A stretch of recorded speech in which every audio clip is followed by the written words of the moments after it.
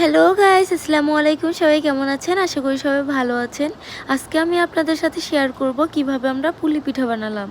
তো প্রথমে আমরা কাই করে নিচ্ছি। কাইটাকে একটু লম্বা করে নিচ্ছি। তারপরে কাইটাকে ছোট ছোট করে পিস করে নেব। তো পিস করলে সুন্দরভাবে রুটিগুলো বেলা যায়। তারপরে আমরা সেই ছোট ছোট কাইগুলোকে এই যে সুন্দর করে বেলে নিচ্ছি। বেলা হয়ে গেলে আমরা একটা পিঠা কাটার সাঁচের মধ্যে দিয়ে পিঠাগুলো সুন্দরভাবে বানিয়ে নিচ্ছি। তো এটাকে সাঁচটাকে একটু চাপ দিয়ে পিঠাগুলো সুন্দরভাবে কেটে নিচ্ছি। সাঁচের মধ্যে দিলে হয় কি তাড়াতাড়ি করে পিঠাগুলো কাটা হয়ে যায়। এই যে আমাদের পিঠা কাটা হয়ে গেছে কতগুলো। তারপরে আমরা পিঠাগুলো সব ভেজে নিব। তো আস্তে আস্তে ভাজতে হবে যেন সবগুলো পিঠা সুন্দরভাবে হয়ে যায়।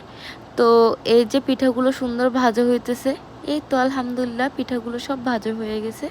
এখন আমরা সবাই মিলে খাবো এই পিঠাগুলো।